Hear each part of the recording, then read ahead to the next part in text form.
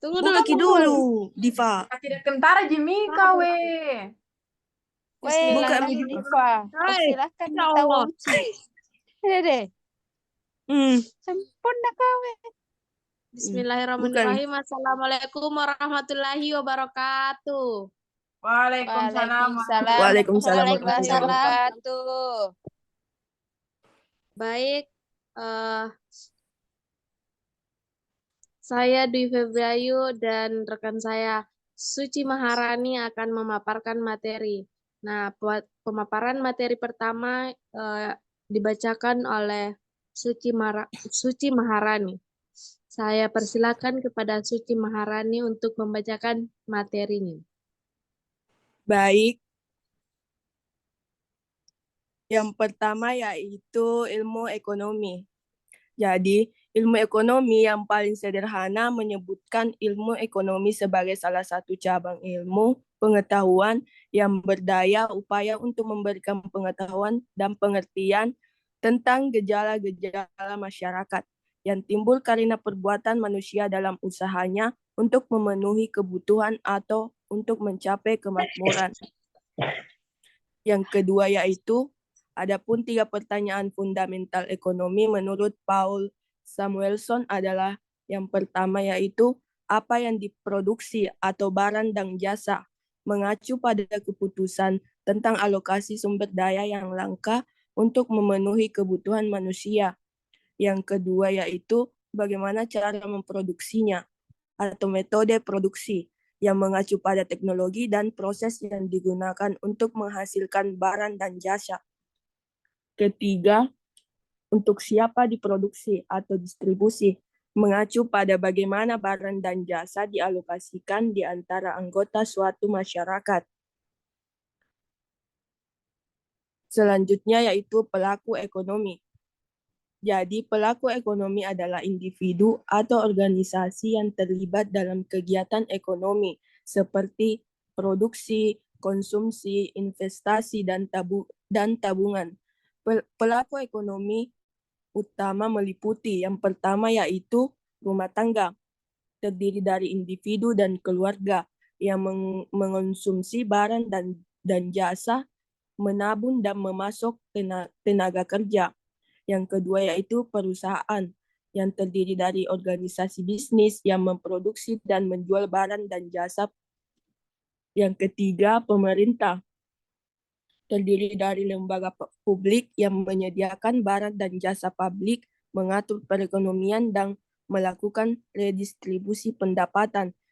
Dan yang keempat sektor eksternal, terdiri dari negara lain dan organisasi internasional yang berinteraksi dengan perekonomian domestik melalui perdagangan dan investasi. Selanjutnya yaitu motif ekonomi. Motif ekonomi adalah alasan atau dorongan yang mendorong individu dan organisasi untuk melakukan kegiatan ekonomi. Adapun lima motif ekonomi utama adalah yang pertama motif keuntungan, yaitu dorongan untuk memaksimalkan keuntungan adalah motif utama bagi perusahaan dan pelaku bisnis. Mereka berusaha untuk menghasilkan lebih banyak pendapatan daripada biaya untuk meningkatkan kekayaan mereka. Yang kedua, motif keamanan. Individu dan rumah tangga ini ingin mengamankan masa depan finansial mereka. Mereka juga menabung, berinvestasi, dan membeli asuransi untuk melindungi diri dari risiko dan ketidakpastian. Yang ketiga yaitu motif kekuasaan. Beberapa individu dan organisasi termotivasi untuk memperoleh kekuasaan dan pengaruh. Mereka juga mungkin menggunakan kekayaan ekonomi mereka untuk memperoleh kendali atas sumber daya dan orang lain. Yang keempat, motif kekuasaan. Beberapa individu dan organisasi termotivasi untuk memperoleh kekuasaan dan pengaruh. Mereka mungkin menggunakan kekayaan ekonomi mereka untuk memperoleh kendali atas sumber daya orang lain. Yang kelima, motif sosial. Individu dan organisasi dapat terlibat dalam kegiatan ekonomi untuk mencapai tujuan sosial atau membantu orang lain. Misalnya perusahaan dapat menyumbangkan ke badan amal atau berinvestasi dalam proyek-proyek berkelanjutan. Dan yang terakhir yaitu motif penghargaan diri. Beberapa individu termotivasi oleh keinginan untuk mencapai kesuksesan atau pengakuan. Mereka mungkin bekerja keras dan berinovasi untuk membangun reputasi atau meninggalkan warisan. Selanjutnya itu aktivitas ekonomi. Aktivitas ekonomi adalah semua kegiatan yang terkait dengan produksi, distribusi, dan konsumsi barang dan jasa dalam suatu perekonomian. Ini mencakup semua transaksi yang dilakukan oleh pelaku ekonomi, yaitu rumah tangga, perusahaan, pemerintah, dan sektor luar negeri. Adapun aktivitas ekonomi dapat diklasifikasikan ke dalam 3 kategori utama. Yang pertama yaitu produksi, yang melibatkan pencipta barang dan jasa baru yang dilakukan oleh perusahaan dan bisnis menggunakan sumber daya seperti tenaga kerja, modal, dan bahan baku. Yang kedua, distribusi, melibatkan pemindahan barang dan jasa dari produsen ke konsumen yang dilakukan oleh perusahaan distribusi, pengecer, dan grosir. Dan yang ketiga yaitu konsumsi, yang melibatkan penggunaan barang dan jasa untuk memenuhi kebutuhan dan keinginan yang dilakukan oleh rumah tangga dan konsumen akhir. Aktivitas ekonomi juga dapat dikategorikan berdasarkan sektornya.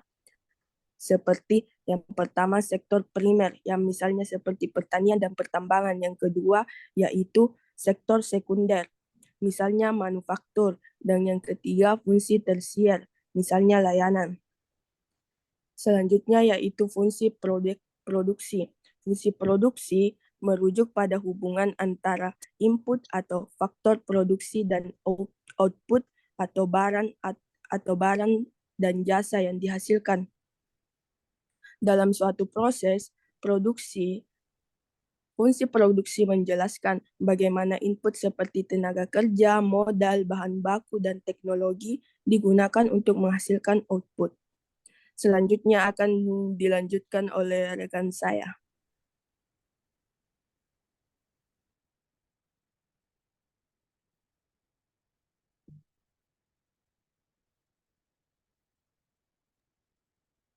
Baik, saya akan melanjutkan prinsip ekonomi. Prinsip ekonomi kesehatan adalah penerapan teori dan metode ekonomi untuk masalah kesehatan dan layanan kesehatan. Adapun prinsip-prinsip utamanya yaitu yang pertama, efisiensi, mengalokasikan sumber daya secara optimal untuk memaksimalkan manfaat kesehatan. Yang kedua, keadilan, distribusi layanan kesehatan secara adil di antara berbagai kelompok masyarakat. Yang ketiga, biaya manfaat, menilai efektivitas intervensi kesehatan berdasarkan perbandingan biaya dengan manfaat yang diperoleh. Yang keempat, biaya efektivitas, yaitu membandingkan biaya dari berbagai intervensi untuk mencapai hasil kesehatan yang diinginkan. Yang kelima, utilitas, yaitu mengukur nilai atau kepuasan yang diperoleh dari layanan kesehatan. Dan yang keenam, permintaan dan penawaran, yaitu menganalisis faktor yang mempengaruhi permintaan dan penawaran layanan kesehatan. Prinsip-prinsip ini digunakan untuk meningkatkan kualitas, aksesibilitas, dan efisiensi dalam sistem kesehatan. Dan yang kedelapan, ilmu ekonomi kesehatan. Ilmu ekonomi kesehatan adalah disiplin yang mempelajari bagaimana sumber daya digunakan dalam sektor kesehatan dan bagaimana penggunaan ini mempengaruhi kesehatan individu dan masyarakat. Bidang ini mencakup beberapa area utama. Yang pertama, ada analisis biaya manfaat dan biaya efektivitas, yaitu mengevaluasi intervensi kesehatan berdasarkan biaya dan manfaat yang diperoleh untuk menentukan pilihan terbaik. Dan yang kedua, permintaan dan penawaran layanan kesehatan, yaitu menganalisis faktor-faktor yang mempengaruhi permintaan layanan kesehatan oleh pasien dan penawaran oleh penyedia. Yang ketiga, kebijakan kesehatan, yaitu mempelajari dampak kebijakan pemerintah dan regulasi pada sistem kesehatan, termasuk aksesibilitas, kualitas, dan efisiensi layanan kesehatan. Dan yang keempat, pembiayaan kesehatan. Mengeksplorasi ke berbagai metode pendanaan layanan kesehatan seperti asuransi kesehatan, pajak, dan out-of-pocket payments. Dan yang kelima, ekonomi kesehatan global. Menilai isu-isu kesehatan di seluruh dunia, termasuk distribusi sumber daya kesehatan dan dampak ekonomi dari penyakit menular dan tidak menular. Yang keenam, inequity dan akses layanan kesehatan. Menganalisis kesenjangan dalam akses dan hasil kesehatan di berbagai populasi dan upaya untuk mengatasinya. Yang kesembilan, ekonomi kesehatan. Ekonomi kesehatan adalah cabang ilmu ekonomi yang mempelajari bagaimana sumber daya kesehatan digunakan dan dialokasikan, serta dampaknya pada kesehatan individu dan populasi. Fokus utamanya adalah meningkatkan efisiensi, efektivitas, dan keadilan dalam layanan kesehatan melalui analisis biaya, manfaat, permintaan, penawaran, dan kebijakan kesehatan. Yang ke-10, ekonomi pelayanan kesehatan. Ekonomi pelayanan kesehatan adalah cabang dari ekonomi kesehatan yang fokus pada analisis dan evaluasi secara cara layanan kesehatan disediakan, didanai, dan dikonsumsi. Bidang ini mencakup efisiensi atau mengoptimalkan penggunaan sumber daya untuk memberikan layanan kesehatan berkualitas tinggi, dan aksesibilitas seperti memastikan semua orang dapat mengakses layanan kesehatan yang dibutuhkan tanpa hambatan finansial atau geografis. Yang ketiga, biaya. Menilai biaya penyediaan layanan kesehatan dan mencari cara untuk mengurangi pengeluaran tanpa mengorbankan kualitas.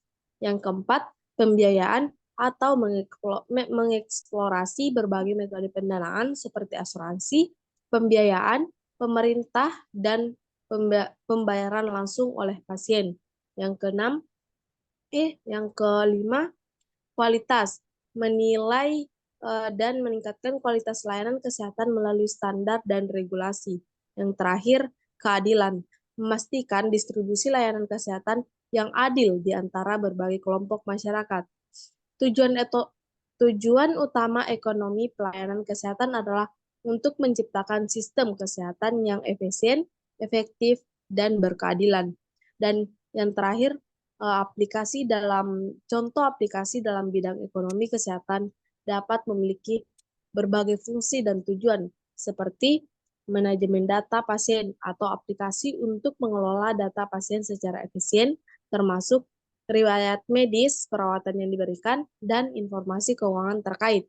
Yang kedua, perencanaan anggaran atau aplikasi untuk membantu rumah sakit atau lembaga kesehatan dalam perencanaan anggaran, termasuk pengeluaran untuk peralatan medis, obat-obatan, dan layanan kesehatan lainnya.